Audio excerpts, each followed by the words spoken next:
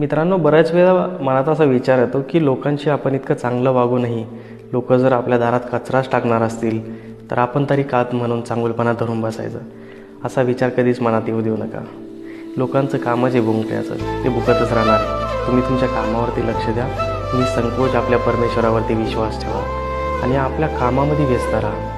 शक्यतोवरती तुमच्या समोर कोणी बोलणार नाही. माघारीच भुकतात लोक, माघारीच बोलतात, त्यामुळे त्यांच्याकडे लक्ष नका देऊ. तुमचं काम तुम्ही व्यवस्थितपणे करत राहा. आपल्या कामावरती फोकस करा.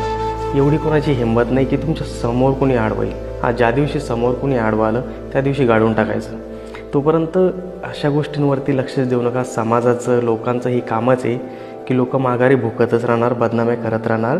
तुम्ही फक्त तुमच्या परमेश्वरावरती विश्वास ठेवा आणि निसंकोचपणे विश्वास ठेवा आणि तुमचं काम व्यवस्थित करत राहा, फोकसने करत राहा. हे फक्त तुम्हाला डिस्टर्ब करण्यासाठी करतात.